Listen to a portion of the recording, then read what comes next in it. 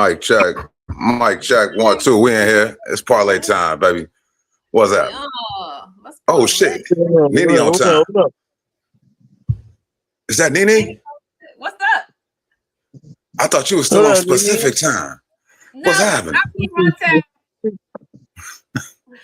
You know, you got Pacific time and then you got specific time. Right. And you come in at a specific time. Right.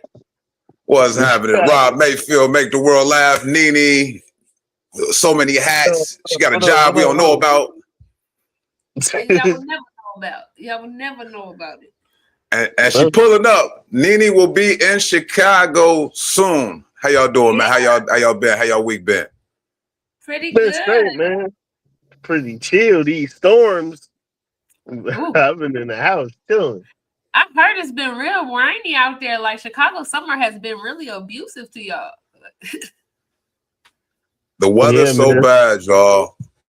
I was watching the news and I seen them pull Tom Skillen out the woodworks, man. Tom Skillen, you know, he retired. He was our ace boom for weather in Chicago.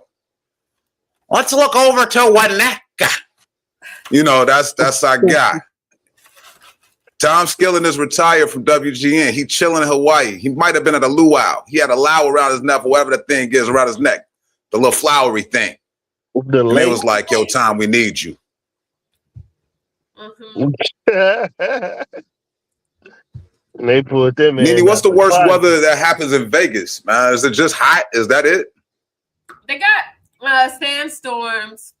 They got monsoon weather, so it'll just start raining out of nowhere. Like clouds turn dark, but that only lasts for maybe like a day, or not even a full day. Really, the rain. I've seen it rain 3 times since I've been here. And no cars on the street. I hear when it rains in Vegas, don't nobody like to drive. Well, people can't drive normally anyway. Everybody here is driving in their first language, so it's a fucking free for all. Let me ask you this, because I asked them on Ball Talk. You know, we had Philip Walker this past week, Big Phil on Ball Talk, along with Alan Ford Jr. And that's the thing I want to talk about with y'all that took place on Ball Talk this past week. And I want Ball Talk stuff also, because I want to talk about the Ball Talk advertisement. And who the fuck are them people who be in y'all advertisement? Huh? Who is them people? Who is them 2 men who y'all be having in y'all? And then one of them had the nerve to have ads. Oh, I think I know which one you're talking about. Let me see if I can find it, man. Y'all tune in to the Parlay Podcast, man. We just getting it cracking, man. That's NiNi talking shit about the Ball Talk advertisements. If Alan Ford Jr. want to use AI to make us look better, then so be it. Everybody else in the city doing it. But who gave you abs? Why would you put abs? You could have just did a flat stomach, but you said, fuck it, we just gonna go for all the discipline and all the why would you put abs? Let me see if I can see the one you're talking about, because I think I know which one you're talking about. The good brothers from Georgia. He made us look like outcasts. I think that's the one you're talking about. Made us look like outcasts. And Bobby, sometimes you be looking like that. Who is that old man who used to play the cop on the show? It wasn't Mr. Field. Carl Winslow? No. Damn. Okay, Danny Glover. You don't be that bad. I think he was a cop. I think he was a cop. She said you Carl Winslow out here. Family Matters. I'm not gonna name any more names. I named Carl Winslow. I named Danny Glover, and she said no. So I gotta find this black man. He wore gloves and little. He's you know this actor, and when I find his name, you'll be like, yo. I'm not about to deal with this ridicule. I deal with ridicule on Ball Talk, man. I feel like I'm in a movie with Walter Matthau and Jack Lemmon whenever I do Ball Talk. 2 grumpy ass old men battling each other all goddamn day. And Alec keep playing though, since we on the goddamn subject. And I'm gonna find this picture, NiNi, that you're talking about, and I'm gonna show the audience, man. Because Alan, man, I agree. NiNi got us fucked up. And that's what Alan thinking right now. NiNi got us fucked up because we kind of look like some of those pictures. Kind of. Who told her? Who hyping y'all up like Who that? told her? Hey, did y'all see the part of the episode this past week where Alan Ford was talking about getting his ass whooped though? Yeah, it's hold on. You look like Nah. No bet, NiNi. I don't look like Rock. yeah. Damn. He was a garbage. Put it back man. up. Put it back up. Put it back up. Let me see. Put it back You up. look like Rock. No, he can't even grow facial hair. NiNi, come on. I look like Rock. Keep the hat on. Keep the hat on. Hey, Rob, it ain't that funny. You giving away too many funny coins. Bro, that was the most random bald head black dude ever, bro. Damn. You've seen him everywhere. You know him. Oh, I look like God. Rock. A little bit. I would have never said Rock. That's Me neither. crazy. That is wild. Just a little bit. Hey, let's.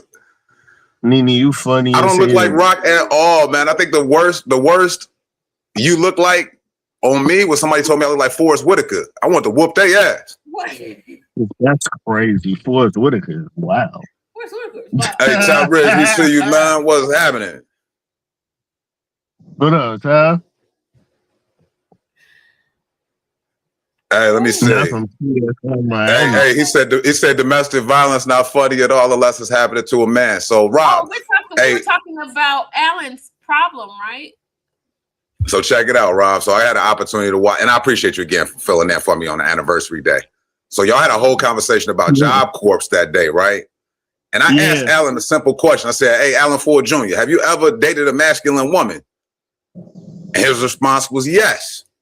And my response to his yes was nothing. I had a blank face because I thought he was going to say no. Oh. Then he went to move on and say he was getting his ass beat by this girl at Job Corps, bro. Oh, wow. He was in a full-blown domestic violence situation. And I agree with Tyrese. It's not funny. It is funny. You was getting your ass beat by a stud? Yeah. Pit Bully was whooping his ass. Oh. Tyreek said domestic violence is not funny. Domestic violence created one of the best comedies we've ever had made. What's love got to do with it? You telling me that car scene where they in the fucking car fucking each other is not that shit is like a crackhead. That's a but eventually the shit y'all both like it. It's a kink. And this is dropping this fall, man. I know it's a lot of remakes on Tubi, man. Tay Diggs is doing The Stepfather. A lot of stuff dropping this fall on Tubi, man. Shout out to Alan Ford for getting the deal. You know, gonna be telling his story on screen. It is not funny. I'm sorry, Ellen, you had to deal with that. That is crazy. It's just that I would like to see, and no lie, I would just like to see what does that look like. I know what it looks like when the bitch is getting her ass beat and getting bopped up beside her head, but like, what does it look like when a nigga is getting beat? Like, does he flinch every time she like? What is she doing? Is she just smacking your ass every time she come by? Is she like poking you? Like, what is the abuse that you like taking as a man?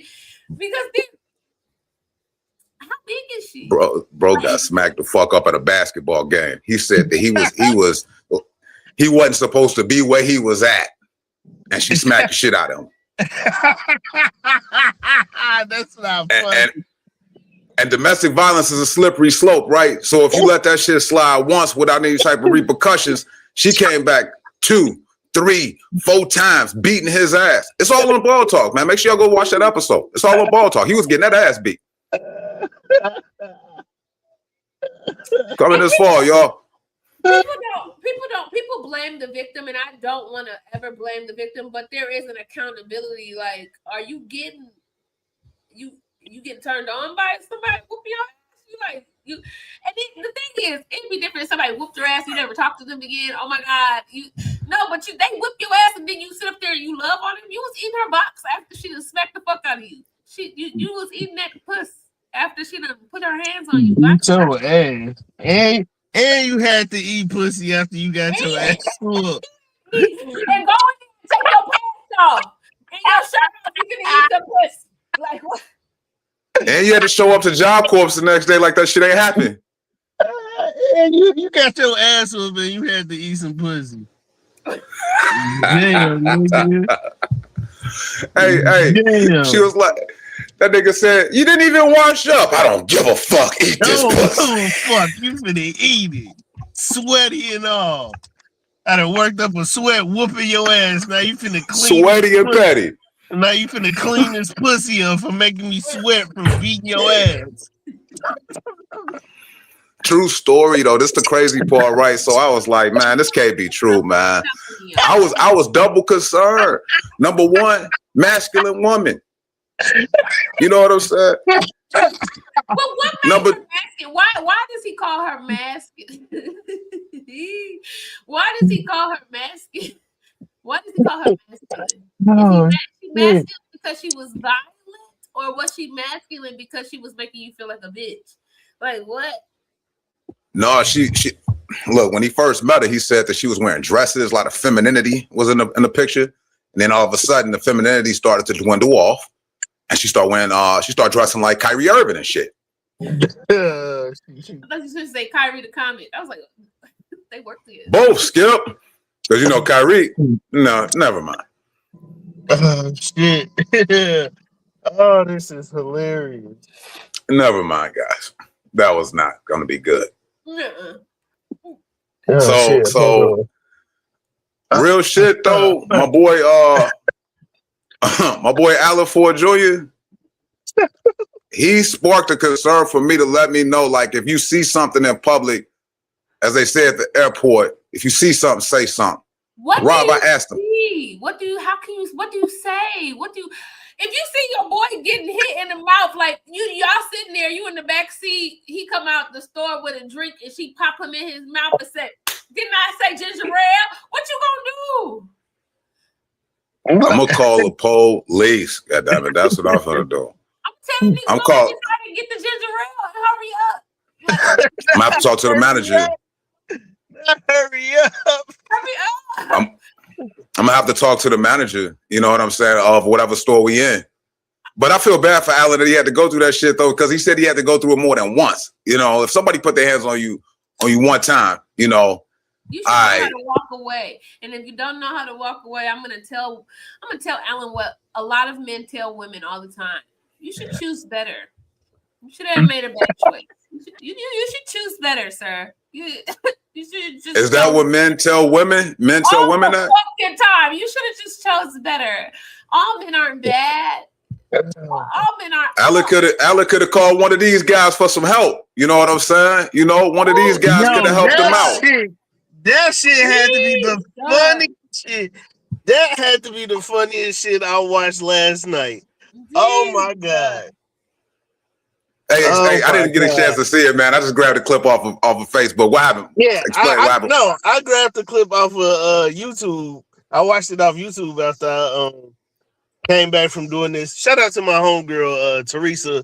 It was her birthday weekend. We went to an R&B Slow Jam day party. It was lit. We're gonna pause from this conversation, man, because I seen you was in it, Rob. You was in it, Rob. Yeah. You was in deep. Yeah, that's my homegirl Teresa in the back. It was her birthday, and yeah, it was lit in there. Getting it in. It was small as fuck in there. It was a very small establishment, but we made the best of it.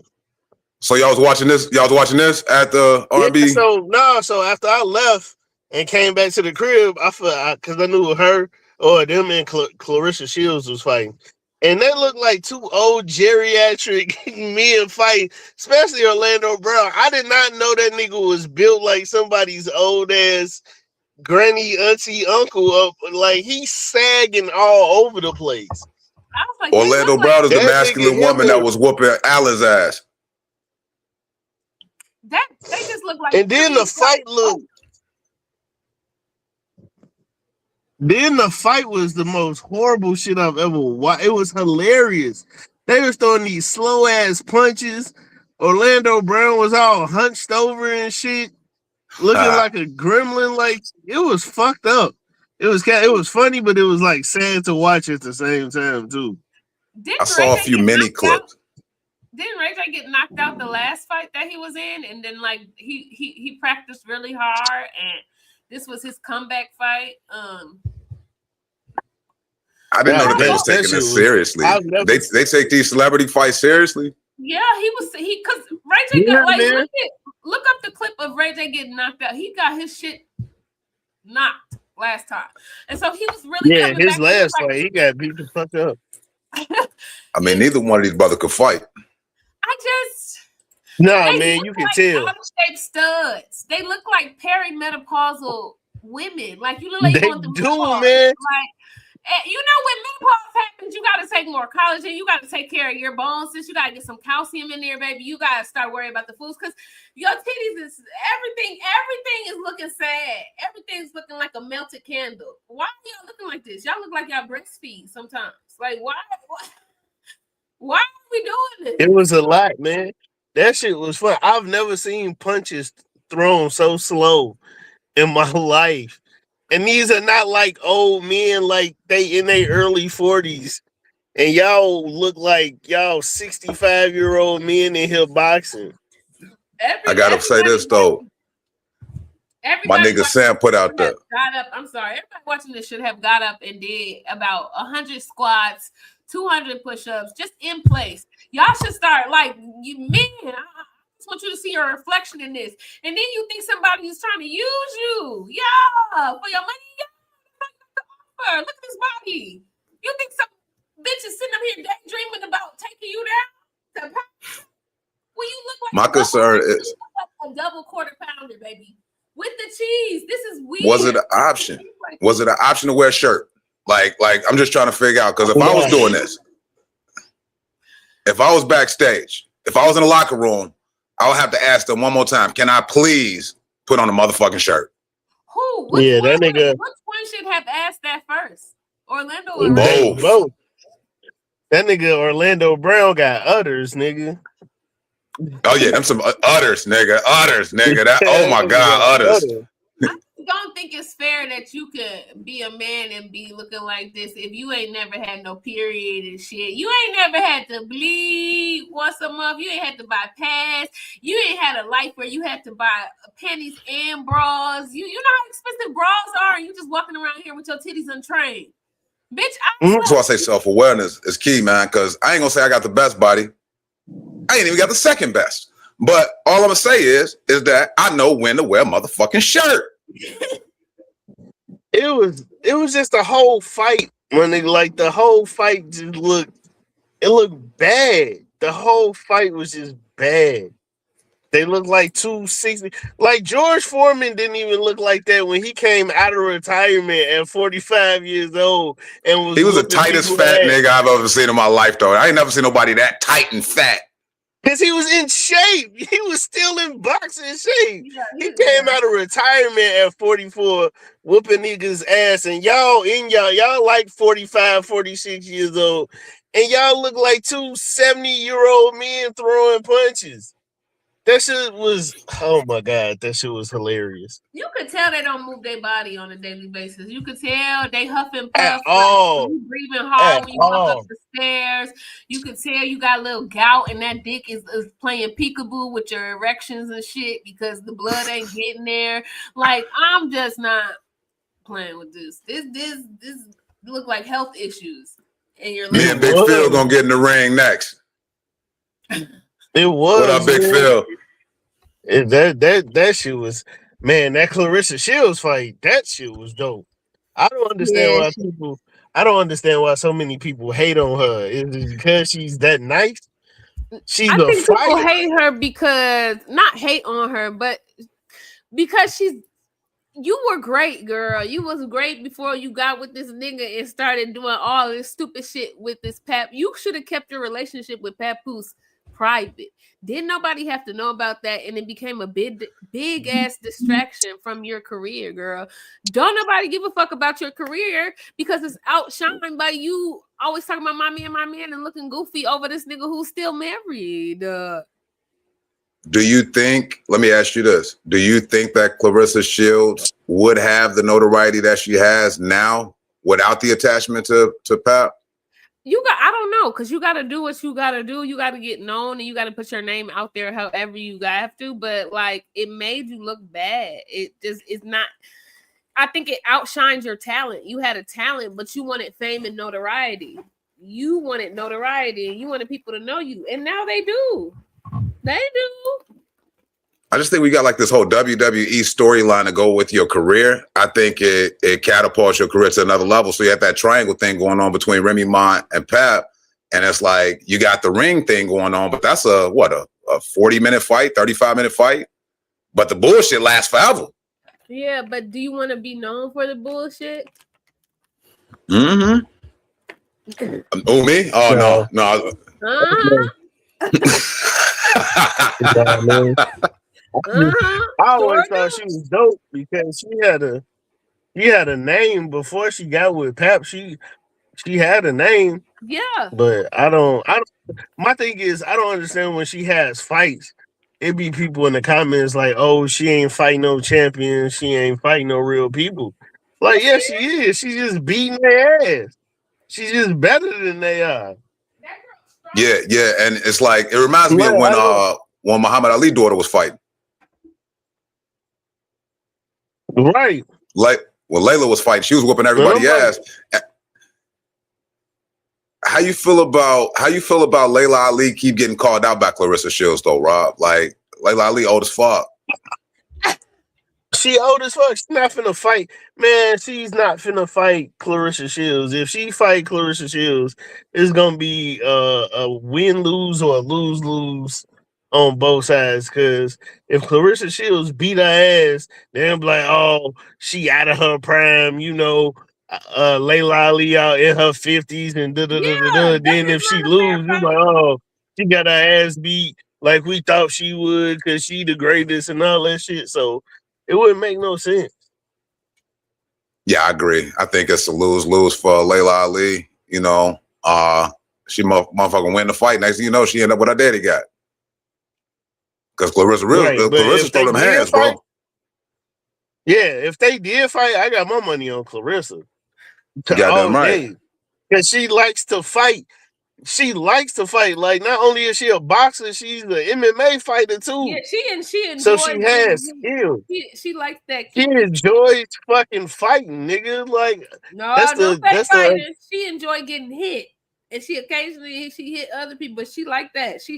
Something to turn her on. It's like a spark in her eye when somebody knock your shit back. Bitch, do what you got to do. I'm happy you get paid for it. Most bitches is just sitting up here in an abusive relationship with Craig, who work at the fucking Amazon third shift. So get whooped for free. You getting paid to get your ass beat. Hey, speaking of ass whoopers, though, did y'all see Ronnie Funny George post? No, I ain't see it. I guess it's somebody going around saying that they're going to offer $100,000 to somebody to square up with them. Any female in Chicago who think they could whoop this one female ass, you offering them $100,000 to square up. What? So Ronnie George, hold on, because I be having issues playing videos, man. It go a new idea for y'all, man. I'm finna just play this shit right off the phone, man. Fuck the dumb shit. Look. And she guaranteed to win $100K. Where that bitch at? Where is that bitch at? Bring it on, bitch. That nigga. Hey, bro, dressed in drag. Say, I'm for the squad. What you say, NiNi? Niggas do gay shit for imaginary scenarios in their head. To bring out the gay. The shit is that's not a real offer. Nobody offered you that. It was an imaginary situation in your head. You was like, I could put some lipstick on for the first time. Put this filter on. Bitch, let me let my shit. Like, niggas just be gay for any reason. That was all make-believe. You be like, oh, he was just playing. Well, where did that thought come from? He was trying to get the $100K. Oh, it was the imaginary $100K that made him feel so comfortable? He put on that red number 5 and said, I'm finna get this $100K. It's the imaginary. Oh my God, you're doing it for the money. You still did it, nigga. The fuck? Just because you gay for pay don't make you less gay. You still gay. Being gay is not the problem. Being gay, again, I'm gonna say it as a fellow gay. Hey gays, being gay is not the problem. It's when I know you gay before you know you gay. That's the fucking problem. I don't want to know you gay before you know you gay. I saw it, I laughed, but I knew I was gonna put it on this show just to create a stimulus for the one and only NiNi Mini Hats.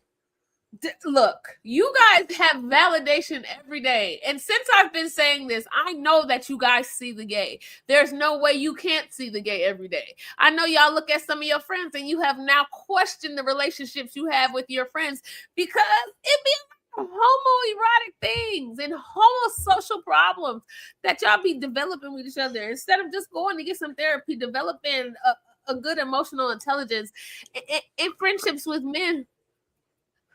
Bad shit is, I know you're right. I hate that I agree with you. You know what I'm saying? I hate that I have to agree with you. I hate when geriatric men say pause or no homo. Like, that is one of the gross. Like, why are you, like, I think is one of the weirdest things. And it's one of the indicators of usually closeted men when y'all do this. And some men do it because the men around them do it. But I want you to think right now, when you saying pause or no homo, for this thought, am I supposed to assume when you don't say it, it is a homo thought? It is an erotic thought? Like, I'm trying to get Rob Mayfield back up in here, man. I don't know, we lost him. But I'm not sure exactly about the whole sketch process, how the sketch process took place with the homie Ronnie Funny George. But do you think that filter available? Why did he have the filter available? So he. Oh, this is a filter. This is a filter. I hope it's a filter. I hope it's a filter. I hope he didn't go and beat his face for the sketch comedy. You know, everybody's a content creator. Everybody's a content creator. He already got the joke about touching boy butt in the club, so I don't think it helps. Let's get Rob back up in here, man. I don't know what just happened there, but we got to get our boy back in the building. If you just tuned in, it's the Parlay Podcast, man. It's Sunday, August 16th. NiNi will be back in town in a few weeks, so make sure y'all stay tuned in, stay locked in, because we got a special announcement. We got some hot shit coming. Oh, yeah. We got some hot shit coming. Rob, man, I don't know what just happened just now, man, but we were still talking about a erotic possible. I don't know. Homoerotic is crazy. Homoerotic behavior, or if you're not, it's really gay baiting. It's like, oh my God, let me do this because people are gonna call me gay, and I still get the attention that I want. Go pick up a shift, nigga. Go pick up a shift. Go. Like, what do you do to pay your bills? Like. Rob, how far would you go for the viral shit, man? Like everybody, I feel like everybody trying this shit, man. I'm seeing a lot. Like I seen Jimmy Riggins. Are y'all familiar with Jimmy Riggins? Yeah. Harvey Dent? Yeah. Yeah. If y'all go on his page, Jimmy Riggins, his most popular page, he's basically rage baiting the Caucasian people because he's talking about abusing a lot of animals on his page. Mm. So he's going. Like he's putting up pictures of malnutrition dogs. He showed a image of his gecko about to be eaten by his python inside of a python cage. And for some reason, you know, white people think they got like this whole endearment, this spiritual endearment, this connection between them and wildlife. I don't know. I thought it was just dogs, but I guess it's all animals. But they on his ass, yo. But he doing it on purpose to go viral. So Rob, is there a limit that you would be like, man, I'm not doing that shit? Yeah, man. It's a limit to everything. I'm not just finna keep doing stupid shit to get attention for doing stupid shit. There's a thin line between comedy and just doing stupid shit. Like I told myself back in the Vine era, when everybody was doing like the ghetto ratchet girl routine, everybody was doing that shit. Eastside Avo, if y'all was heavy on Vine and God. Instagram, Eastside Avo was running that whole Ratchet Girl routine for years. And then once Vine ended, he moved over to Instagram. You go over, everybody doing the Ratchet Girl routine now. It's like, Everybody I'm got not a doing bonnet that shit. on, a wig on. Everybody got a bonnet on. Niggas was putting wigs on and shit. Like, nah, man, I'm not doing that shit. The creepy thing is, motherfuckers was really acting like that in real life. You couldn't switch up out of that character. It was like a possession, a demon taking over you. And it was like the bitch you really wanted to be came out. And then this is why, if you look at most of the people who was doing that, most of their lives right now are imaging or mirroring the fucking single mother ratchet bitch that you was trying to make believe and pretend. Your life is like that. You got 6 baby mamas. You sitting up here having a shuck and jive for fucking social media and ask for people to help you pay your fucking bills. Like, buddy who looked like Wanda from In Living Color. He's on Wild 'N Out. You know what I'm talking about? Oh yeah. He got an overbite. He got a serious overbite. Philip, what's it called? Didn't it? Him and his brother did it. Yeah, him and his brother did that shit. So I wouldn't. It's a limit, man. Oh, Mo. Hey, Mo. What up? What up? Hey, and that's the question. Like, I think a lot of people imitate who they grew up in a household with, and I think that with the whole single mother epidemic, sometimes you just don't have that uncle. You don't have that neighborhood guy who is lead. I don't think it be their mama. It's really the bitch that they really want to be. It's really the woman that you really think you would like. That's the bad in your head. This is the bitch who you like. That's the bitch you want to be. You just feeling your oats, sis. You letting that pussy fly. Like, if you could be any woman, you're choosing to be that one. That's the same thing when women choose to be studs and you want to be a deadbeat ass nigga. Why? Why can't you be a shit wild? That shit wild. Hey, and then you got Ruben Ramirez coming for you, NiNi. I don't know if you got a chance to see my boy Baby Horchata. He coming for your head. It's an actual video. He got balloons in his ass too. I'm sure.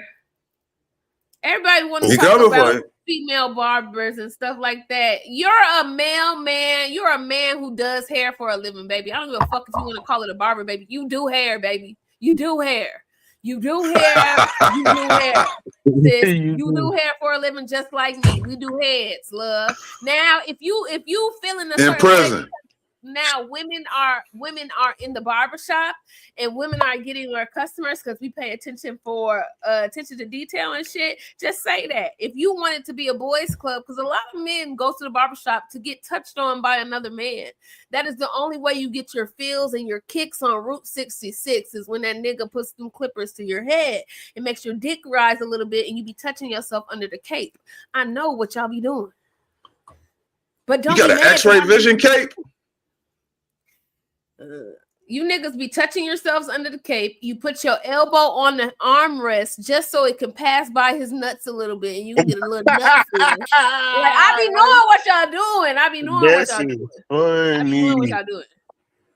I'm rolling. Hey, I'm gonna tell you when my boy, because I used to get my hair cut like privately. I never like going to barbershops because I just don't like the public like that.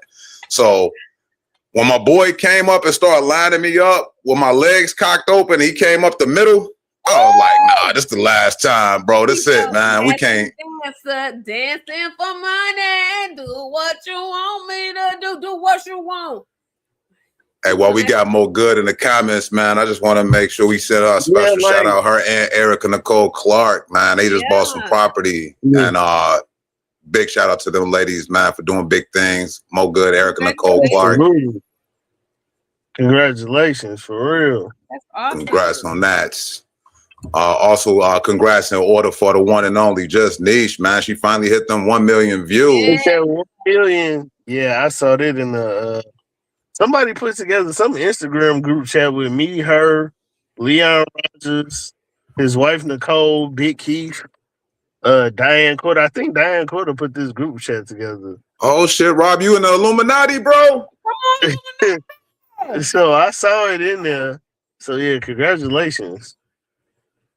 Hey, congratulations to you, Rob. Dope. Hey man, if they have any openings for the Illuminati, let me know, man. I'm willing. You know, that group chat so fucking busy. I barely keep up with it. They be posting so much shit in there. It's ridiculous.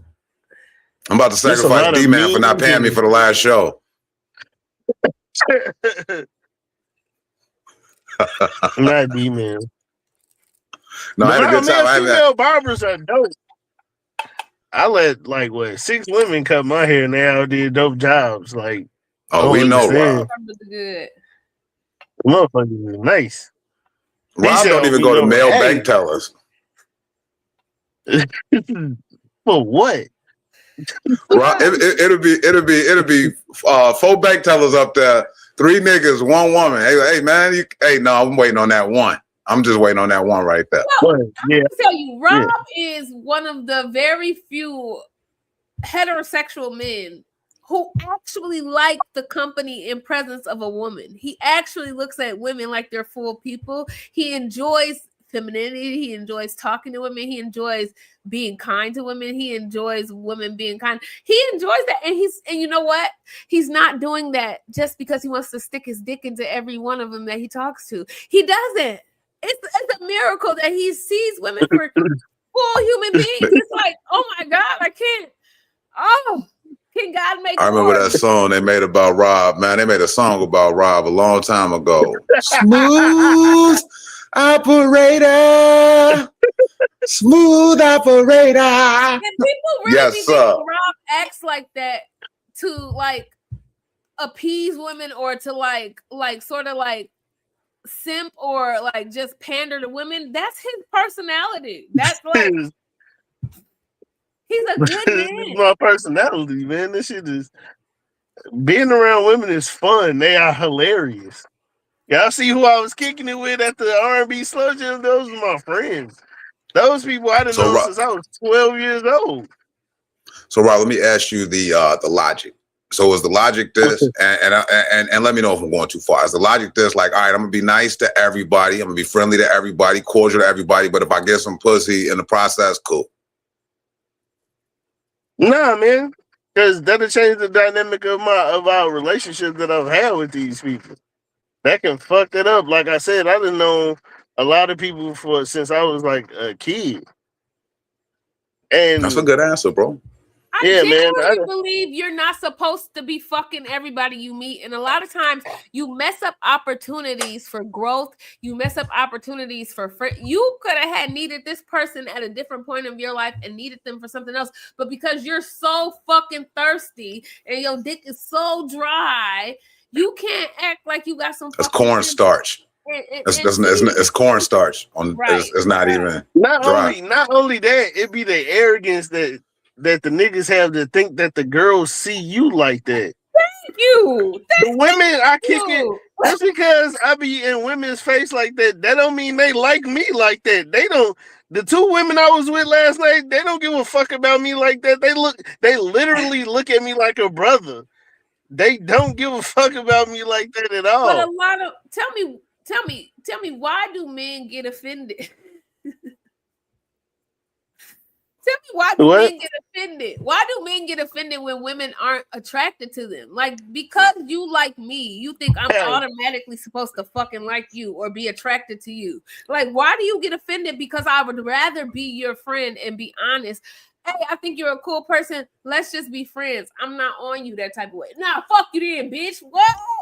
Whoa. That's how people feel when they apply for a job, man. You don't want to look. Think of it like applying for a job. You know how you had to go pull up Indeed. You had to, not only did you have to have your resume on a site, you also had to upload that motherfucking resume. So if you think about it from an analogy of a man shooting a shot. No, but didn't nobody tell you to come over here and shoot your shot? I smiled at another human being and said hello. And that act of cordialness in your mind says, she want to suck my dick. No. I just said hello. At least squeeze the base. Squeeze the base. Squeeze the base. About me said I wanted to base squeeze you. Nothing said I was trying to base squeeze. Hey, Mo in the comments talk about what you talk about. They doing underneath that barbershop cape, so they're squeezing their own base. they're squeezing their own base, and you niggas act like you using the phone. The cape is not see through. What is you doing under there in your hands in your lap, sir?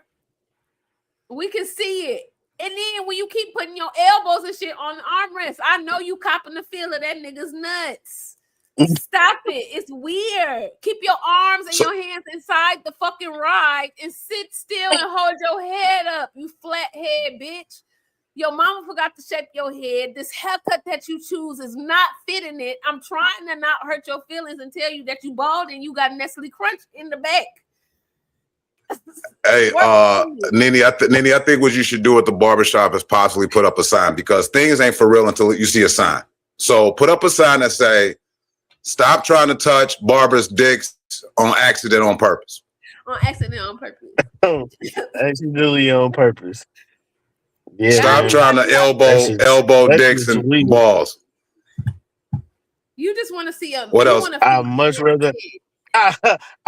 rather have a woman's coochie graze my elbow while she cutting my head than a nigga's balls.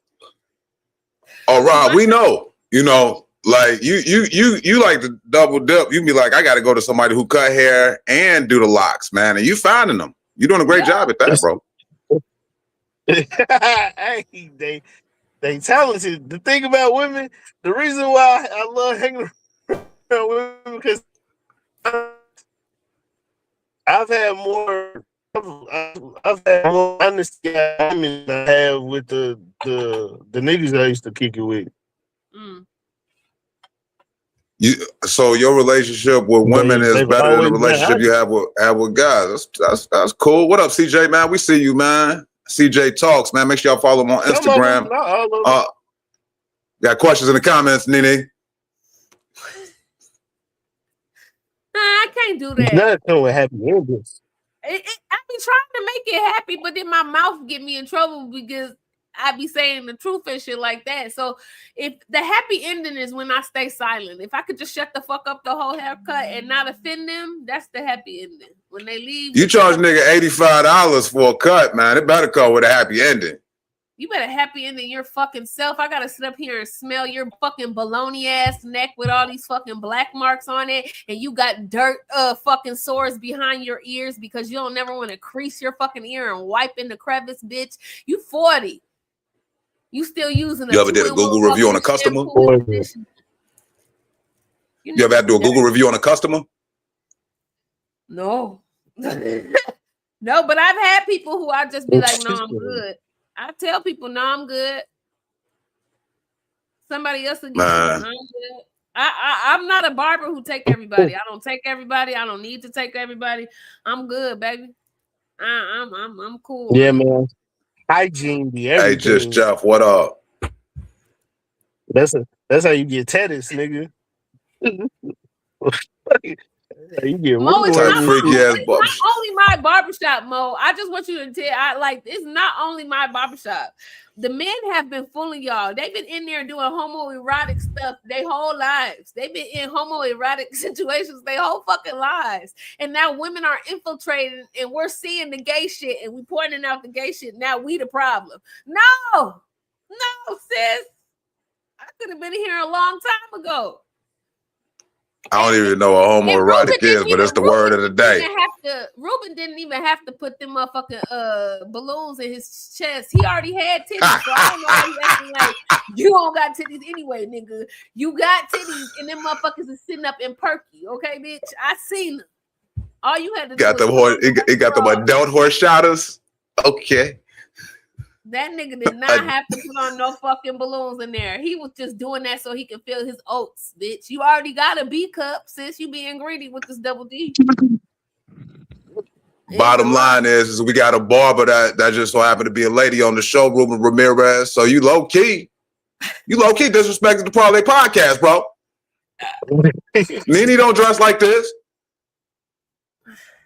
You niggas not every day. You niggas can't get away with giving them subpar ass cuts and dapping that nigga up, okay? Because all y'all been doing is playing makeup lately and spraying on that black spray and shit. And especially you Mexican barbers trying to cut niggas' hair. Y'all be fucking them up. fucking them up. I like Mexican barbers though, low key. Hey, look, the ones that really, these are the best Mexican barbers. The ones that love to act black but hate black people are the best Mexican barbers. Because their appropriation game is at another level. Like they hate us. They say nigga to each other but hate niggas. They use the word nigga all damn day but hate niggas. I get it. I get it. Oh, they hate the fuck out of us. Oh man, they hate us. You know, shout out to the white people who hate us but still watch BET. Speaking of fighting, did y'all see this shit? Rob to cut out again. NiNi, did you get a chance to see this shit?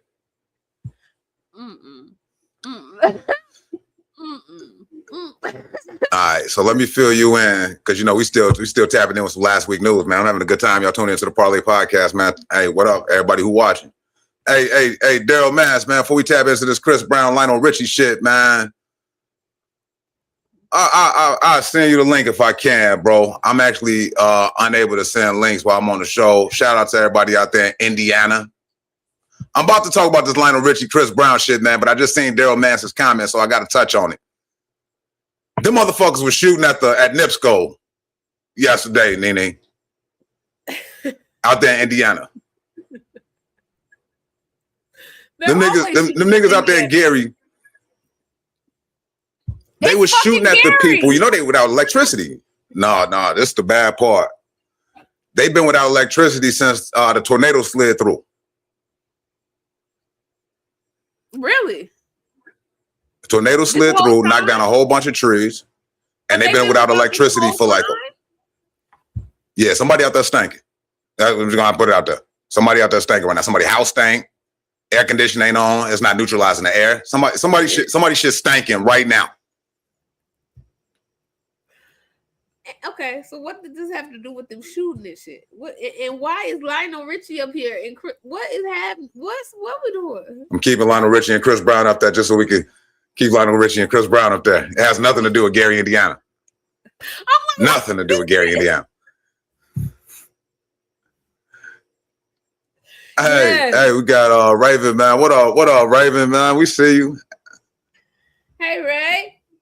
Yes, when I was a big girl, what up, Pop? I hated the men who really approached me. I hate the men who approach me now. But when I was a big girl, yikes. Oh my God. You really thought I had low self-esteem? No, I was just fat because I was a little depressed. I didn't have low self-esteem. I still had standards. You niggas thought you big girls just gonna go over you because you gave her some attention. Let me tell you something. So they thought big girls was automatic going. Most men think big girls are automatically going, but most big girls are the most beautiful women that you'll ever see, bitch. They have options. Just because she big don't mean she don't have standards or she got to go for any person she want. Like, who come for her? That's weird. You niggas love a low self-esteem having ass bitch. And I think it's because y'all came from one. Anytime I think, like, that's really like...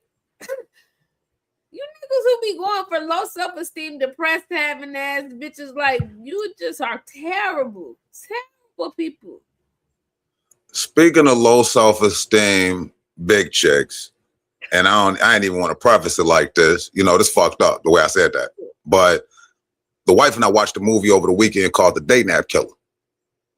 And it starred Layla Rashawn. Layla Rashawn used to play Sunshine on Harlem Nights. Layla Rashawn, you know, she was the shit in the 90s. She gained a little weight, and they started coming for her. You know what I'm saying? So I think that a lot of men like larger size women, whether they big, small. A lot of men like larger size women. But when it came to y'all on that level, motherfuckers think that it's a freebie. Why? Niggas talk about this. But why? I have no idea. I wish I knew. And we still wait for Rob to come back, y'all. But Date Nap Killer. Yeah.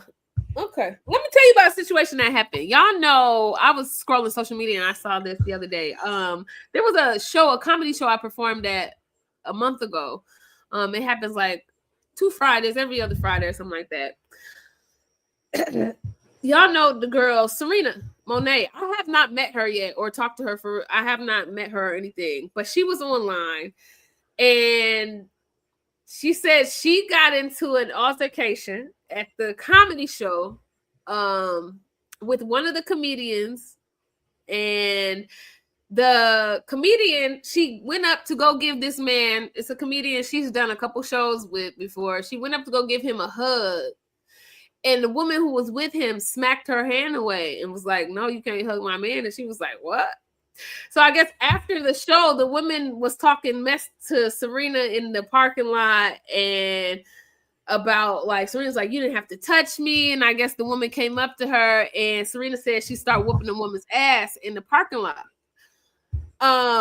But in the midst of Serena whooping this woman's ass in the parking lot of the comedy show, the comedian that the woman was with came up and punched Serena 2 or 3 times in her face to get her off of the woman. So the guy comedian punched Serena Monet. I sent her a message. I don't really know her. I'm trying to get her to see if she can come on the show and talk about it a little bit. I'm not sure because of my co-host in the midst of. I'm not sure if she's gonna respond, but I just want to talk about how do y'all feel about that as far as like comedians, and this is like a co-worker situation. Why the fuck would she be so threatened by a woman coming up to say hello to somebody? They're co-workers. This nigga's like 60. He wears fucking Sinbad linen suit. Like I don't know. But I gotta say this, man. Like she had a big swollen eye, a busted lip. She said he punched her twice or 2 or 3 times. Shit. Hey, Serena, man, I hope you recover well from that. And I hope you know that I have no hard feelings for whatever transpired with the whole thing with me, you, Beans, Ballhead, Morning Drive, whatever. So if you ever want to come on the parlay to talk about the situation, that's cool. But I must say, I do agree sometimes with the law of attraction. And I think that sometimes problematic shit is attractive, because if this happened in Vegas. This is Vegas on Friday. So if this happened in Vegas and then you still got like stories that still haven't, blossomed all the way that she was in Chicago. I didn't know Serena in her Chicago comedy day. I wasn't in Chicago comedy when Serena was in Chicago comedy. So I don't know her. But I feel bad that happened. Like, what the fuck? I don't cry for Argentina. Shit. I don't know. I'm just saying this. Like, it's just like when people try to move from Chicago and be like, I'm moving to Houston or I'm moving to Atlanta. And you think you're about to have this big evolutionary change of your life. And then you're the same individual that you were here.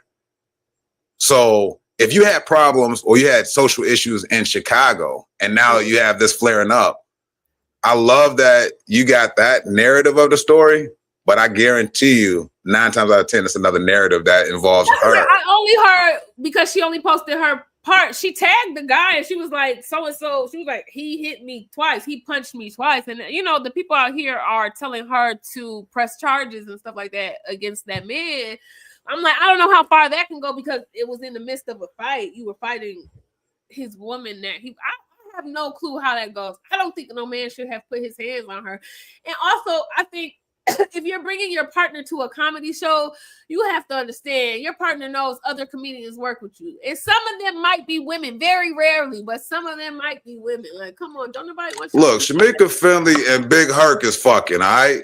Shamika Finley is in her 40s. Big Herc is 85 years old. So I'm not putting none past no age difference of a relationship, NiNi. Okay, so it could have been some behind the back shit going on between her and that old ass other comic. It could have been.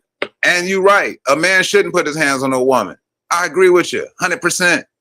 But I think that there's another narrative when it's involving Serena Monet. She involved in too much bullshit. You might have, because you know her, you've had experiences with her. You've had a relationship. You might know. I have no clue. I don't know. Like if somebody was like, yo, Smash Clay was crying at the bar. I'm like, oh yeah, that tracks. That's what he does. If you tell me that Serena Monet bumped heads with somebody at a comedy club during the show, I know for a fact that she was in the military. Oh, she telling it? Turn that shit off. Turn it up. She's telling it. Okay. I'm gonna put this. Yeah, turn that up. Hey, that nigga said it wasn't Corey Hogan. Just Jeff, you a motherfucking fool, man. What up, man? Aurora's on. I know y'all can tell that my face is swollen. A grown ass man. I'm gonna tell y'all what happened. Grown ass comedian. Okay, it's old ass comedian. He about 60. He been doing comedy a long time. I saw him at the comedy club. I'm a comedian. I saw him at the comedy club tonight. Happy to see him. Okay, I reached out my arms for a hug. The lady he was with slapped my arms. We at the comedy club. I'm at work. He at work. We can't really, the show going on. We can't really have a conversation. So I asked the lady if I could just speak to her outside so I could explain to her, like, I'm just a comedian. We all comedians. I ain't nobody. You all good. On our way outside, this bitch stepping on the back of my pants and shoes and shit. So I'm thinking in my mind, this bitch want a confrontation. She want a confrontation. We get outside. I'm like, listen, first of all, you did not have to put your hands on me, okay? I'm not your child. You did not have to put your hands on me. Second of all, we all just comedians. I'm not romantic with him or anything like that. We all just comedians. This bitch push her titties up on me, say she don't give a fuck. And before that bitch could raise her hand again to hit me, I mollywopped that bitch all through the parking lot. Now, that's important because the only way the comedian, was going to get me up off of her was to punch me like he did. He punched me, my lip. Oh, it's all fucked up on the inside. Bobby, what's the smile? Right? I said all that to say this. Ladies, if you got a man, I'm laughing at it. That's important. Your loyalty, or you feel like you got to put your hands on a stranger, you have to leave. You have to value yourself more than that because they got to be an exhausting way to live.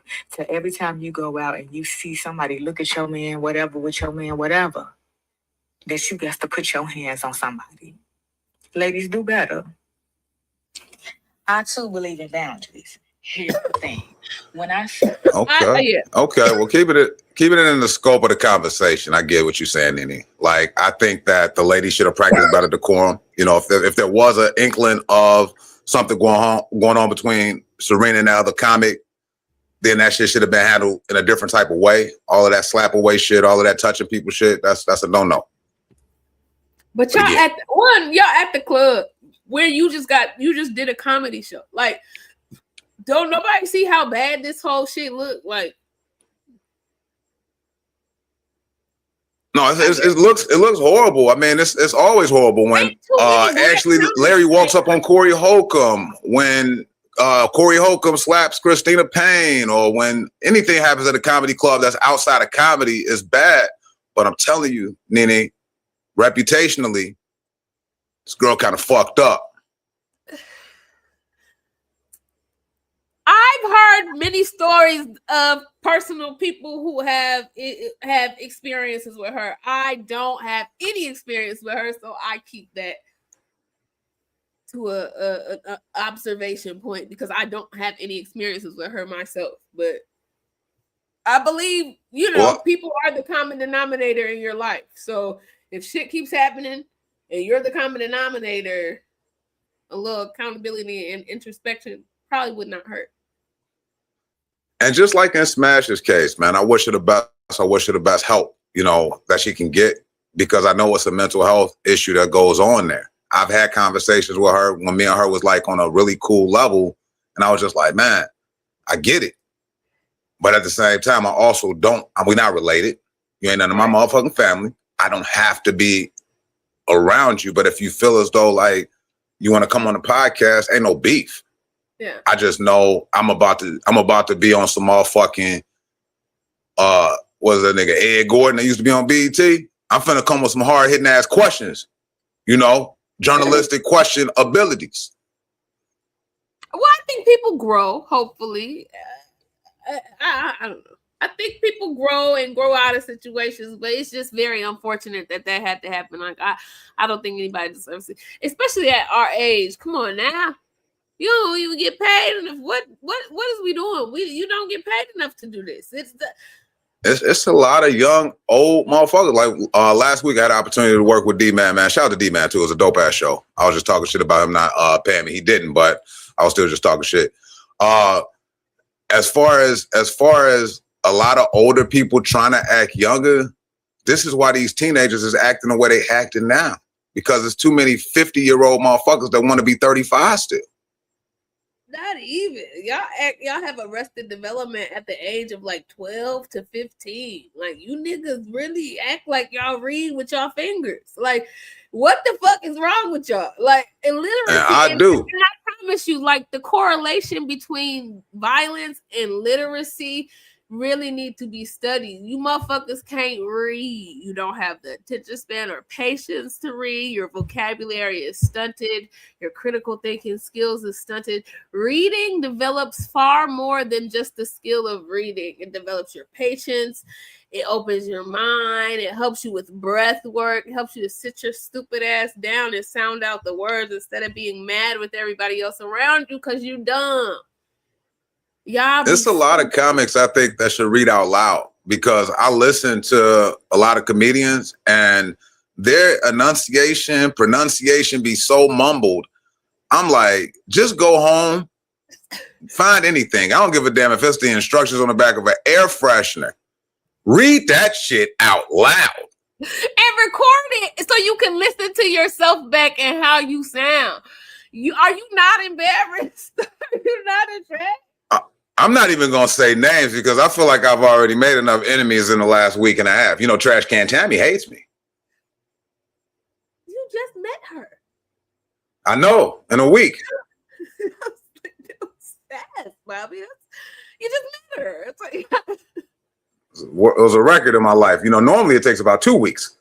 This took 1 week. And then she was like, yeah, I ain't fucking with your ass. God shows me who you are. She put up one of them situations. I was like, oh, wow. Oh, she said this to you in person or online? No, this was online. She hit me with that subliminal because we was at Mr. Lecrae's birthday rolls. I don't think I chopped it up about this with you. We was at Mr. Lecrae's birthday rolls. And she was doing she was doing the joke about how she want to fuck fat niggas or whatever, right? And she was just like, I'll fuck you, right? So when me and Alan hopped on Ball Talk, we still had roast energy. I get on Ball Talk and say, man, hey, Trash Can Tammy, you knew I was married. Everybody on Facebook know I'm married. It was awkward for me. It was awkward for everybody that was in the building. I'm just talking shit on Ball Talk. Next thing I know, she tagging me and posting shit. I slid in her DM. I was like, hey, if you got offended, I apologize. We was just talking shit. We had roast energy. Me and Alan always got roast energy. We didn't give a fuck. She sent me a dissertation, and the shit was so long of what she sent, NiNi. How much did you read? I ain't even, maybe like 4 words, and then I blocked her because I didn't want to read no more. I was like, man, I'm finna block her ass because this shit way too long. That's you pissing me off with words. I'm not about to read this long ass piece of ridicule about me. I don't read bad reviews. Can I read it? Send it to me. I send it to you if it's still in my inbox, man. I think I'll be deleting messages, man. I don't like negativity in my life.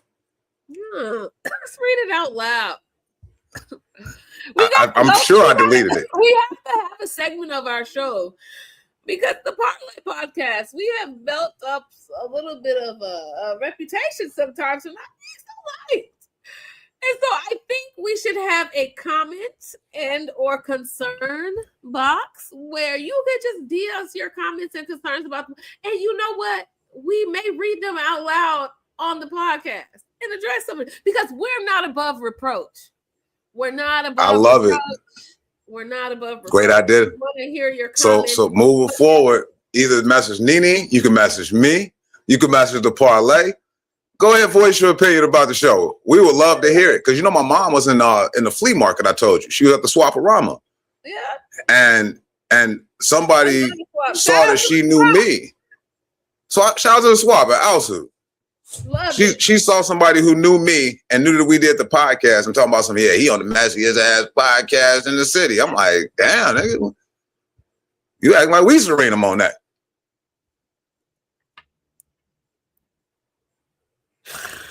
Might be. Rob, where you at, man? We looking for you, man. We want to talk about this Lionel Richie shit, man.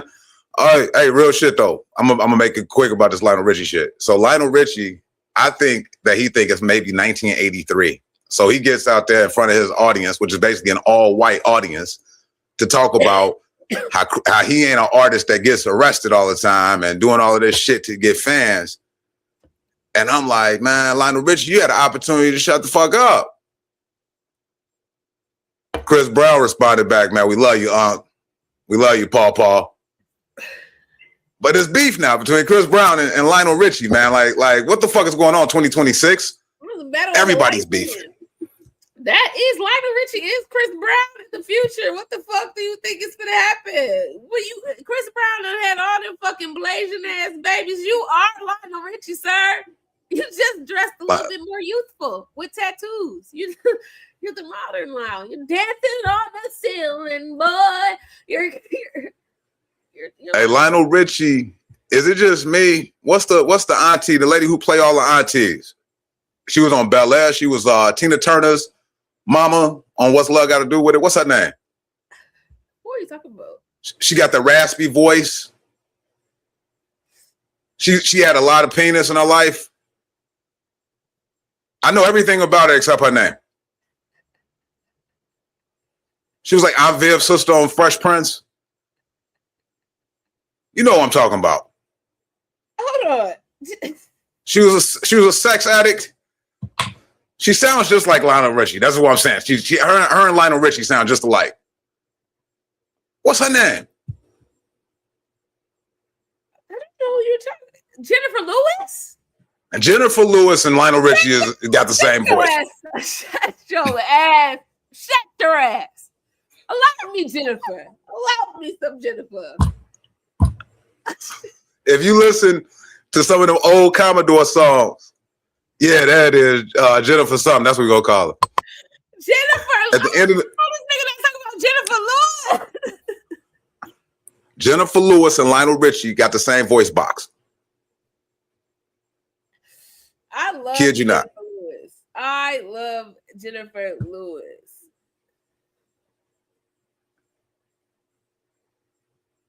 Wanted to mention something before we get into your notion. I don't know. I think Rob got something going on with his phone right now, so he may not be rejoining us. But just because he's not right here, don't mean I can't shout him out. He's gonna be at the Renaissance tomorrow, along with B. Cole, Shamika Finley, Levi the Comedian. Man, make sure y'all tap in with Rob. Make the world laugh. That's the old Jokes and Notes, y'all. So I ain't even got to put the address out there. If you know where Jokes and Notes is at, then you know where Rob gonna be at tomorrow. So pull up.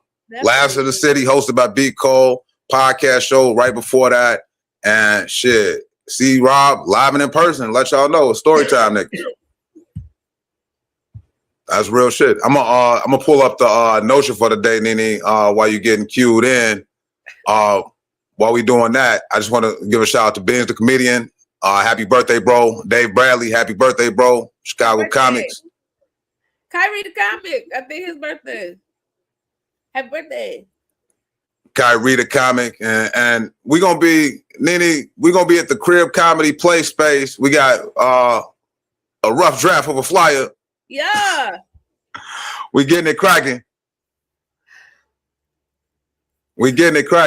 Parlay Live, baby. Parlay Live, September 6th at the Crib Comedy Play Space, which has been curated by Amber Walker, the same place where they did Dominatrix on stage. They was doing comedy and slapping ass. It's going to be the same place where we're going to do. Have you been in there? Yeah, it's so good a few times. It's so good. It feels good. Yeah, it's going to be dope. I want to know. Good time, y'all. It's Sunday, motherfucking Labor Day weekend. Come kick it. Come parlay in person, baby. You know we're going to be smoking. Not drinking because, some of us are going to be drinking. They're going to have drinks there. They got alcohol there. I'm going to holler at Ski and see if he could do some of those tacos. He was doing tacos. Bobby's going to be doing we told you. His version of drinking, which is eating. So, Yeah. I drink my food. I'm going to have a chilling smoothie. I don't even eat meat. Take the edge off. Hey, real shit. Hey, but on this meat listing since February 28th. Okay. Do you eat fish? No. But you know what? I'm not a real vegetarian, NiNi. I got to keep it real with you. Why? Because you eat some booty? At times. But no, as far as like me saying I'm not a real vegetarian, for instance, I eat some soup. They got like little pieces of meat in it. What soup has little pieces of meat in it? Nigga, you finna say spaghetti? No, I might eat some split pea. Like if you get a can of split pea soup, they got the little, you can't hide the bacon and the ham. And I ain't gonna sit there and just keep on trying to dissect that shit. Nigga, yeah. Who is getting cans of split pea soup? And it's that I love a good soup, sis. But when you use split pea soup like that? I love a good soup. Hey, split pea soup comes in Progresso. You can get it in Campbell's. Why is that? Is that your judge? It's a split pea. This is why you looking so split for them. Come on, for the pea. I like minestrone soup. You know, I'm a big soup eater.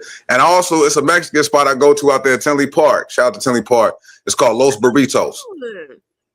And I will go in there and I will say, can I get a caldo de pollo with no pollo? And they say, for you, yes, mi amigo. They do have their chicken soup is really good because they put radishes, carrots, potatoes, onions. You have a lot of stuff, and the chicken broth is really good. The collagen is good, and if you're eating the chicken broth, that's where a lot of the nutrients is. Anyway, so you don't really need the meat. You had a lifetime full of eating all the meats, Bobby. It's good that you took a break. Like, how are your shits? How are you? Regular? Fiber's good. So, you know, I'm pretty regular. You know, I'm good. Apples keep me right. Okay, I was like, how do you get your fiber and stuff in all that? I get my protein, my fiber good, but I get my protein by mixing rice and beans. I didn't think that I was getting enough protein, but I had to find out through like a certain meat. In meat, they got all the amino acids that you need for protein, right? So I was like, man, I'm feeling like low energetic and shit. I was about to go back to eating meat. Found a motherfucking life hack that if you mix rice and beans, it creates the amino acids that you need in meat. So I probably never go back to that shit. Yeah. Most places that are vegetarian, they eat some sort of rice and beans. Even Indian rice and the mung beans, split peas, garbanzo beans, chickpeas, some sort of rice and beans. I love it. Yeah, I think it's pretty cool, and I think that what the whole like, what the fuck Puff talk about, man? Hold on, man. I was just about to put something else up, and ooh.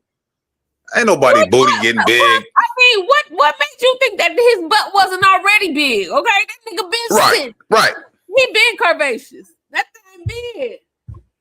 You know I don't have an end table. Okay, Bobby shaped like bunk bed. Bobby and his. You know I'm not hippie.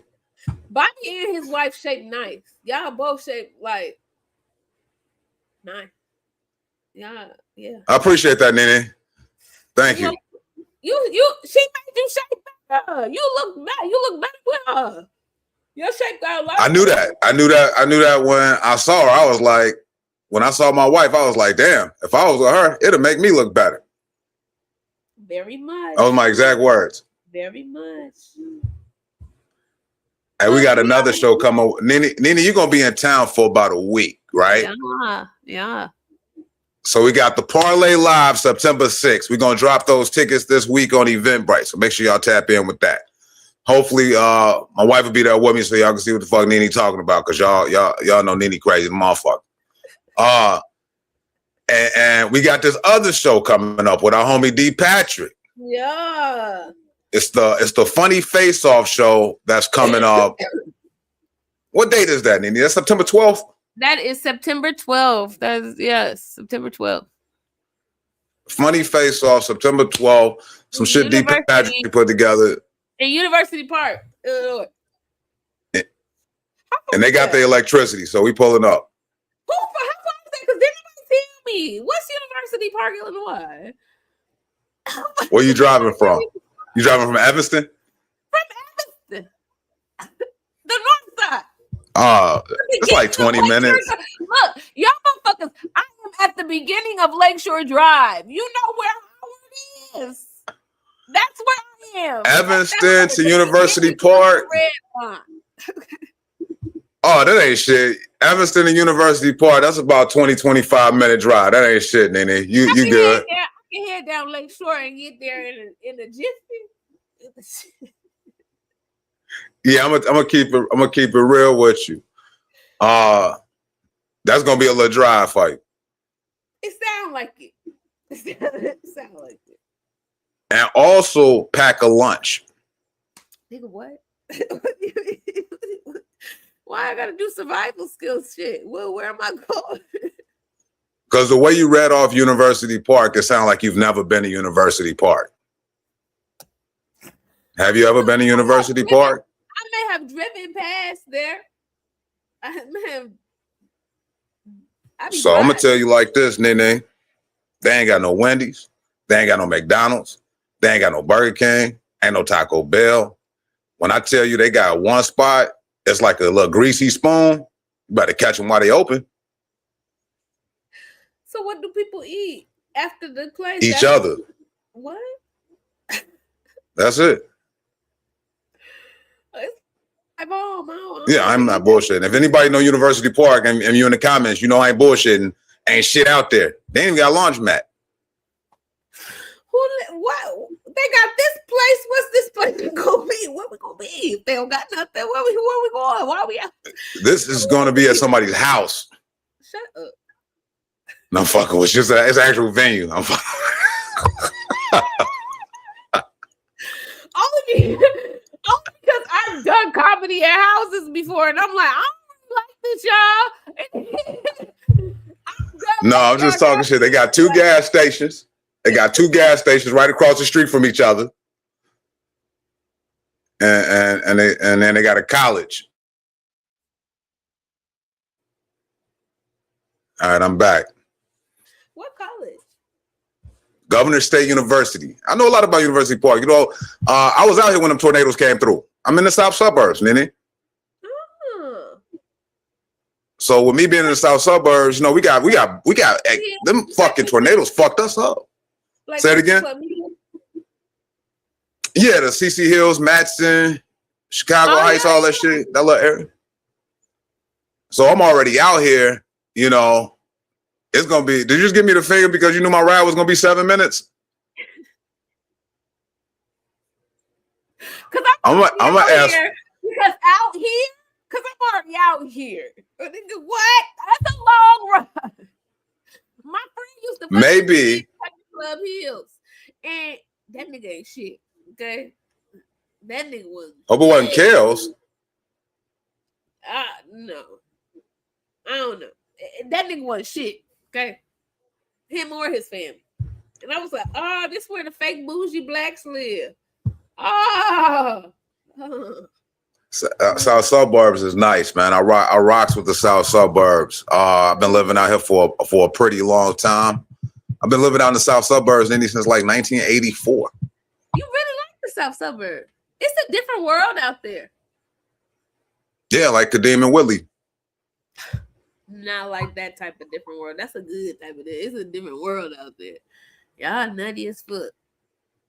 But you know what's crazy about the south suburbs though? It's like you could be in a hood in one spot and then in another spot it's like super, super nice.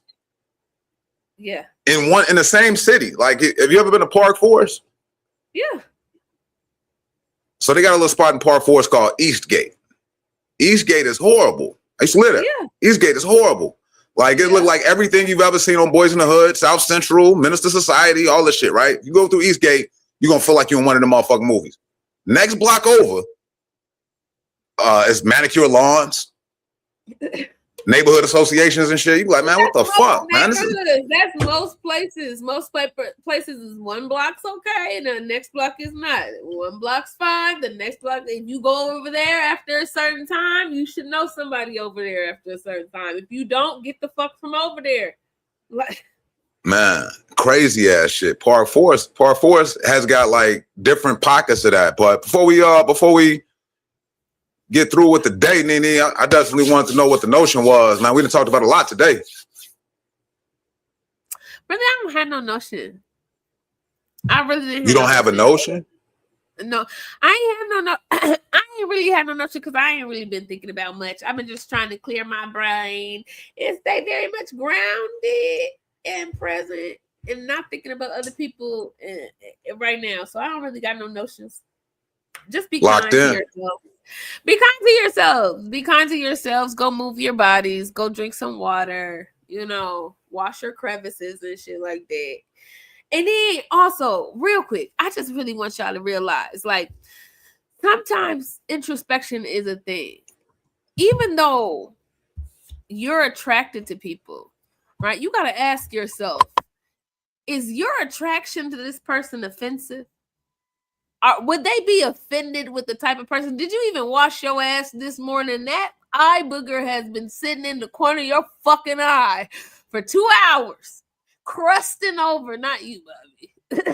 Crusting over. You got the little white spatoodles at the corner of your mouth. Your lips are chapped. Your neck is black. Your hands are ashy. Okay? You don't look like you even match your socks. Why would your attraction to somebody be like a privilege? Be like why? That's offensive. Look at you. Look. I didn't have the notion. You always have a notion. I always got a notion. Some shit always bothers me a little bit. Or I have something to ponder a little bit. I'm just saying, you got to be real with yourself. Look at yourself in the state that you are. Would you date you? Would you look at yourself and say, yeah, that's a great one. That's a great catch. Yeah. It's a gay setup question, y'all. Don't even answer that in the comments. It's a gay setup question. I'm just saying, because you know your dark secrets. You know you didn't get up and wash your ass this morning. You put them clothes back on because you only ran one errand yesterday. So you said it didn't stink that bad and nobody really saw you. So you put it back again on today. And now today is smelling like yesterday. And you don't think nobody smelled that. But we do. We do. When you don't shake, when you don't wipe the tip of your penis off after you pee, and now it's crusted urea over the tip, and you smell like a urinal cake. We smell you, Mr. Patty Cakes. You stink like pee-pee. And then be trying to put it out there in the streets. Leave that at home, sir. And you niggas who be offering sex right away or talking sexual to women and you know your sex is terrible. Why do you do that? You need to be the absolute best person you could be so somebody can have some emotions outside of you, especially if you know your dick don't even rise. I told you with this peekaboo dick, y'all be to the occasional riser.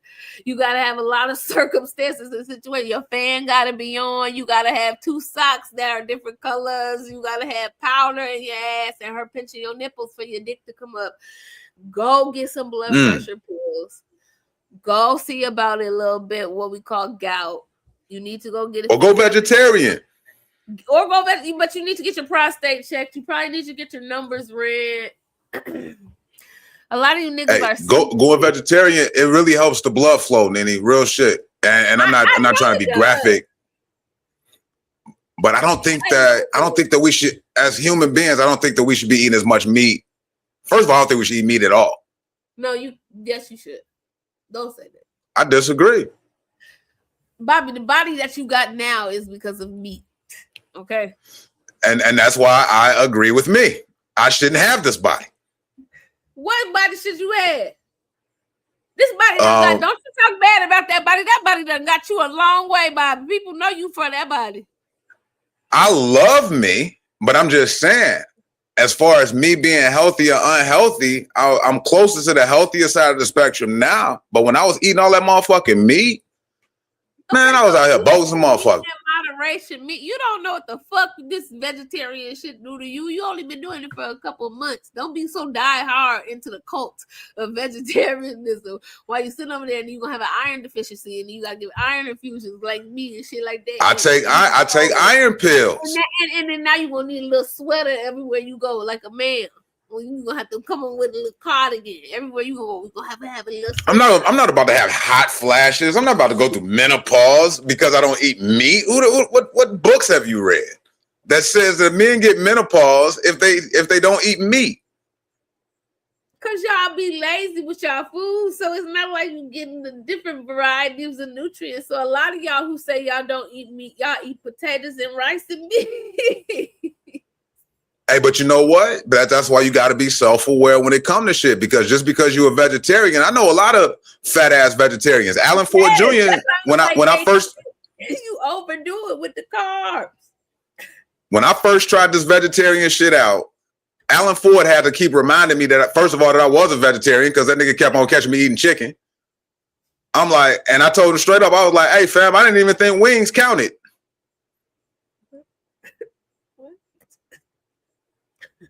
You know, birds, hey, that's a bird that don't fly. A chicken don't fly. So I didn't think wings counted.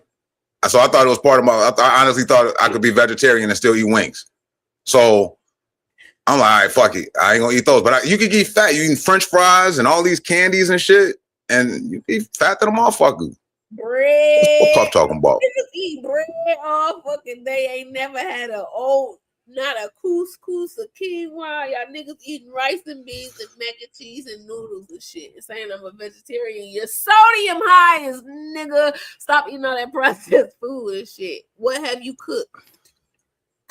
I'm looking over here at Puff's comment, man. Puff, again, I think that you're a smart individual, Puff, but golly, I thank you for watching on YouTube, but they junk get soft, hard when they don't eat meaty. What? Bobby, you don't gotta read out loud like that. You don't gotta read her coming out loud like that. I love meat, and I don't know one skinny vegan. Now, that's true. That's very true. That's true. I know vegans who look tired all the time. It's iron low. That's why you have to do your homework whenever you're doing some shit, man. Like, just don't jump off into some shit. Like the workouts that you be doing, NiNi. Did you study those types of workouts before you hopped into it? Well, yeah, because I've always worked out. I have a degree in recreational therapy. So you knew what those particular workouts were going to do with your body before you did it, right? I understand what muscles they work, but I don't know I had this body because I ain't never had this body. I was always big. So what I'm saying is, what I'm getting to is GLP-1s. What? The fuck? I don't take no GLP-1s. Yeah. I'm not saying you do. What I'm saying is a lot of people do. I'm not saying you do. I don't, because that shit look wild. Do you understand that they don't know what that shit is? And y'all are finna be looking up on an infomercial saying, if you took GLP-1s and you got mesothelioma, bitch, you gonna get the mesothelioma now. So what I've said, Diddy, is whether it's GLP-1 Ozempic, or if it's the keto diet, or if it's the paleo shit or the Mediterranean shit or whatever people be trying to fucking do with their life, especially that keto bullshit. I tried that keto shit for a little bit. It worked. But at the same time, that shit didn't. It shit made me feel bad.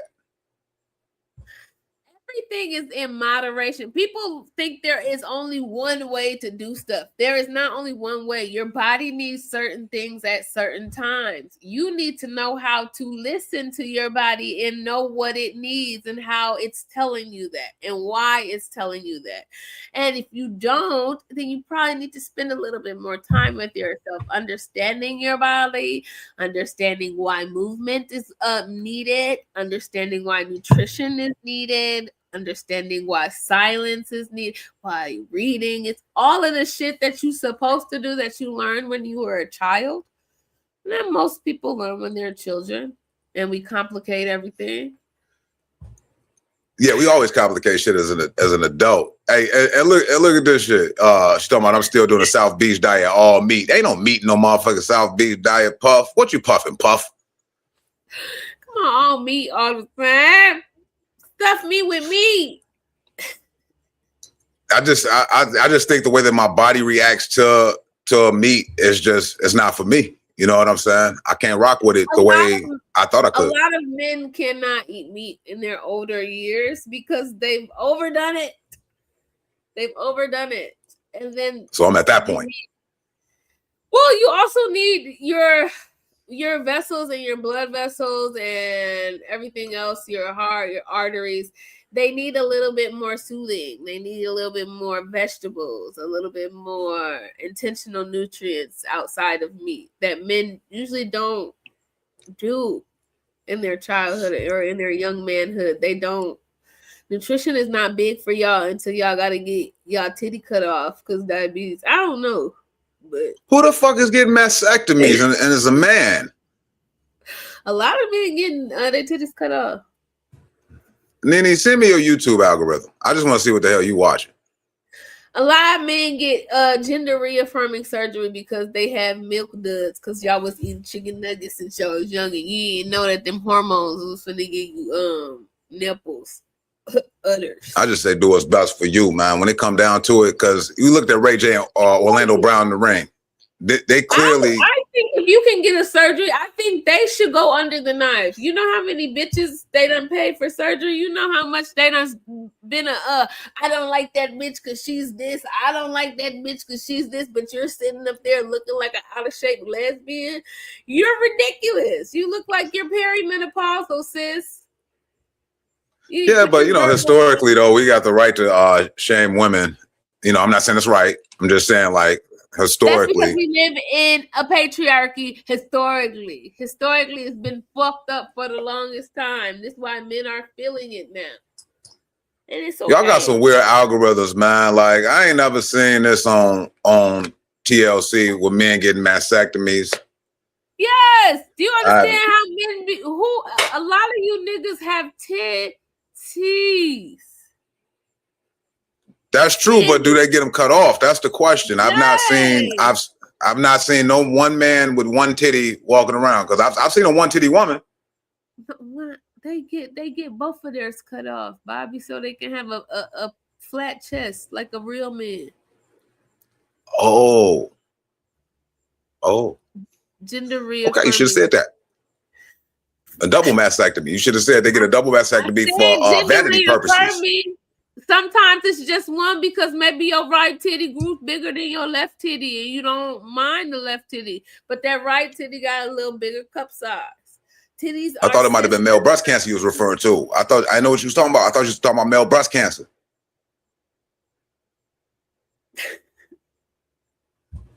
My bad. They gotta get their titties cut off too, son. I'm aware, and I think that we fucking around as a fucked up territory as far as like talking about cancerous male titties, and I don't want to offend anybody, and I also don't want to bring it on myself.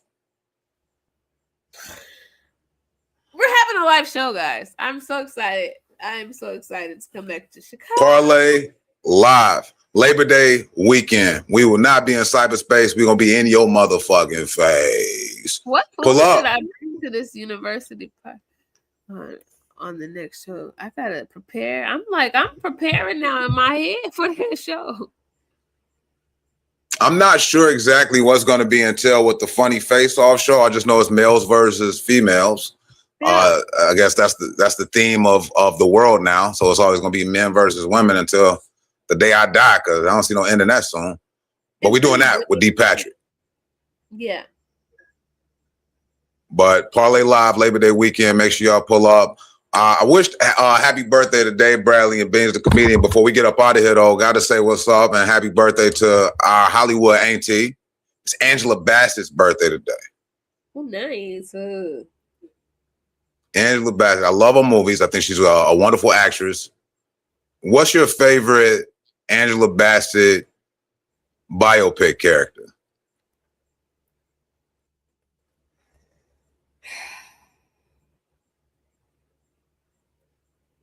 Between. Put y'all's in the comments too. Angela Bassett.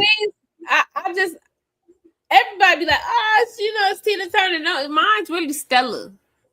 How Stella got her group back when she was fucking that young boy and get her back on like she should, because the nigga who she had a baby by wasn't shit. And that bitch was a lawyer, and she did what the fuck she was supposed to do, and she done had all that money, and that nigga still ain't did anything, and she had to go get her a little piece of something. Y'all could not. I'm in that territory now where I can give me a little piece of something and then send him on home because I ain't trying to keep nothing. But sometimes that's the assumption everybody have about your little Georgia and all the other trips, man. They think you going getting you a little piece of something. The inbox is lit trying to figure out what this other job is you got that you ain't telling nobody about. So we thinking you on some stellar shit already. Why does it have to deal with my coochie if I tell y'all I have a job? I told y'all I have a job. I am talented. Because you're not telling us what the job is. It's none of y'all business, golden women. It's none of y'all we know about that. We know it ain't none of our business, but we wanted to make it our business. I'm gonna give y'all a chance to congregate and speculate and be around other men and talk about what men talk about. Other people's business. I don't know. So back to Angela biopic, because Stella wasn't no biopic. Stella was just a regular movie. It was based on Terry It was a real person named Stella. Terry made that movie about who? About Stella. Who is? That was her. No, I'm serious though. Was the book autobiography? Like it was a biography or some shit? It was about her situation. I didn't know that.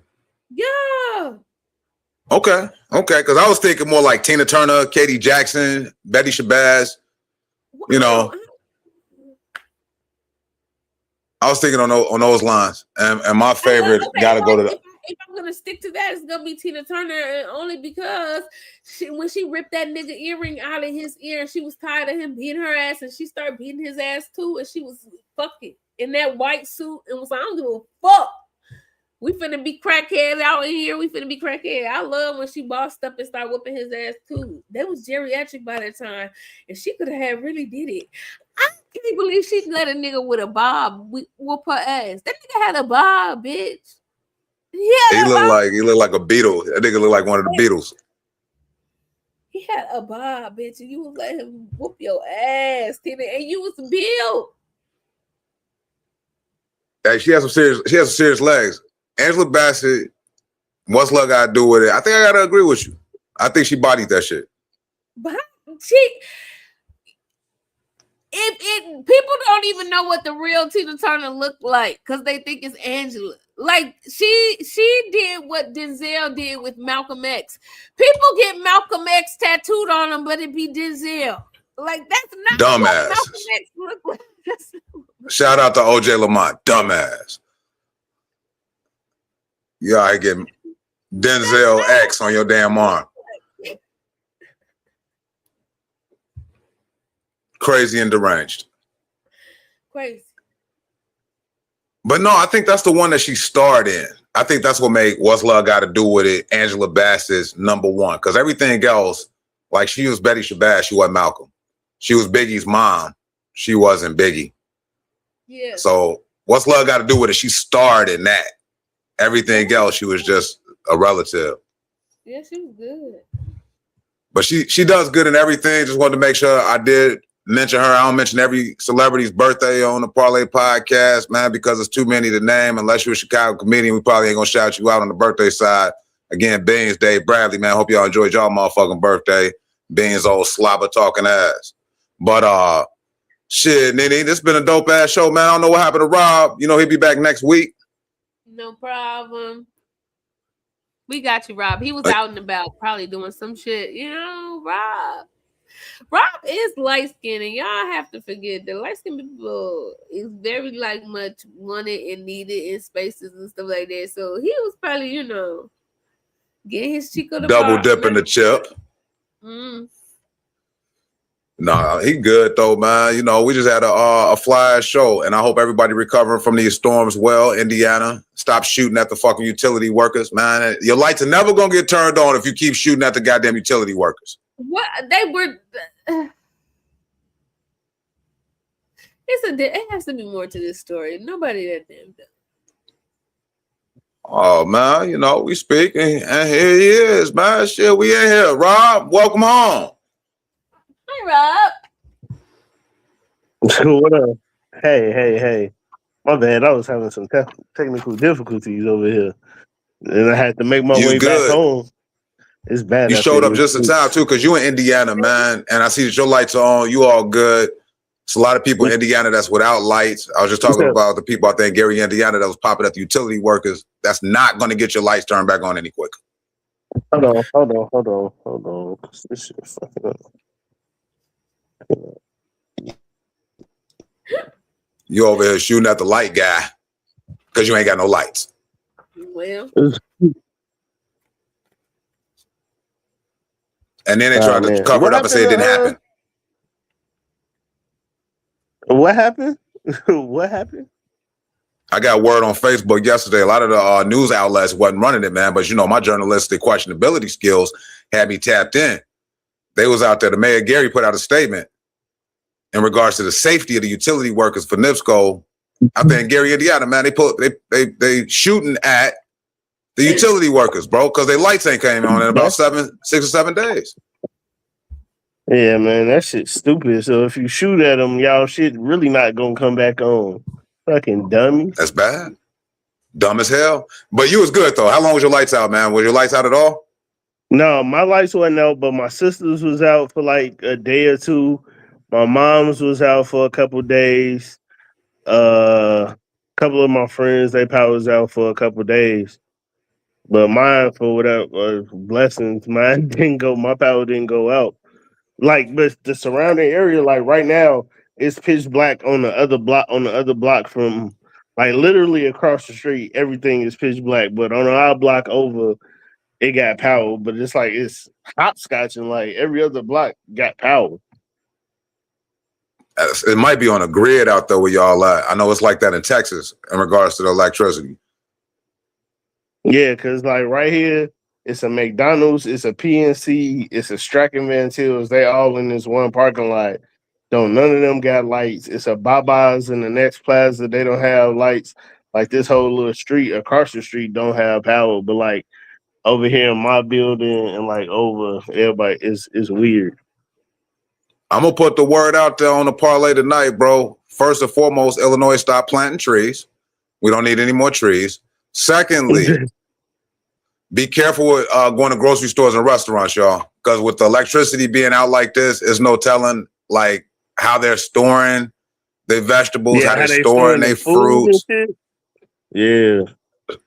So right now is a good time to just be cautious. You know, really be cautious about that food at them restaurants right now. Because I'm going to spots, man, and it's like scarcity. It's the shelves they have to take shit off the shelves and it ain't got spoiled. Yeah, man, that shit's wild. That shit's crazy, man. And it's tough out here. It really is, tough, man. You find out who really fuck with you when you without power. You know, my mom's her power went out last week, and she ended up having to stay with us for a day. That's what's up. Like shit, my mom, you know, her health issues, she checked herself into the hospital. Smart move though, because you know they got a generator. Yeah, because she didn't have no power, and she you know, my mom on oxygen now. She got a portable little oxygen tank. So when she felt like when her power went out, she was like, "Oh yeah, I don't know how much oxygen I'm gonna have or how long the power get out." She's like, "I'm finna check myself into the hospital." Nah, we just gotta keep our head on a swivel, man. Because same question I had earlier in the show, man. What would you choose? Would you choose tornadoes, random tornadoes, or would you choose another COVID pandemic? I'll choose another COVID pandemic. I had fun during the pandemic. I ain't gonna lie, it's fucked up, but I would go pandemic. But pandemic over the tornadoes? Over the tornadoes. At least with the pandemic, you still have power and shit. Your resources may have been limited because of, you know, whatever business issues, but you had a better chance of surviving during the pandemic than a fucking tornado coming and fucking your shit up. What about you, NiNi? What would you choose? Random tornadoes or the COVID-19 pandemic? COVID every time. COVID every time. Man, I was talking to some nurses about this, and they was just talking about the shit that they witnessed firsthand with COVID. So I'm like, fuck. It's almost a tie, but I got to go with COVID too. Yeah, man. I didn't die. He said I didn't die. I mean, a lot of people did die, but a lot of people died from comorbidities that they had, not actual COVID. It was COVID pushed their other shit and made it severe, like pneumonia and everything else where your body could not fight up. A lot of people didn't die because of that. They died of other things. But, I mean, COVID affected a lot of people. But it also woke a lot of people up and showed a lot of people some bullshit. And ever since the COVID, we've been in a spiral of some bullshit. Man. Yeah, I feel like we're in an alternate universe. Yeah, man. What was crazy is that, like, fucking white people saw that COVID was affecting people and still was like making up shit. Like, I don't have to wear a mask because I'm protected by the United. Like, no, you ain't protected by shit. If the store say that you was gotta the indie wear a animals. mask, if the store gotta say you gotta wear a mask, then you gotta fucking wear a mask. Like, what the fuck are you talking about? You're protected by? You're not protected by none of this shit. Put a fucking mask on. People was dropping dead. COVID was really real, and it showed the world COVID was real. How really real it was, and people were still in denial. Like, oh, I don't have to wear a mask, and I don't because I'm protected by. I'm like, what the fuck are you talking about? What are you talking about right now? The shit you saying not making any sense. Like, y'all making up these laws and rules about masks and shit, and y'all don't even know what the fuck is going on. Y'all like, oh, you gotta wear a PK, MK, whatever mask. Oh, you gotta wear a mask. Nigga, I tied a bandana around my fucking face and been walking around here every fucking day. Ready for war. Like, I was so sick of people bullshit during the pandemic. Like, it was crazy because everybody became a fucking doctor all of a sudden. But back to the tornadoes versus COVID. You could duck and cover from a tornado. You know what I'm saying? Like, you could go into a basement. You can hide out while it passes. If you got an underlying health condition that COVID is on your ass, then that's your ass. That shit was crazy. I'm back to choosing tornadoes.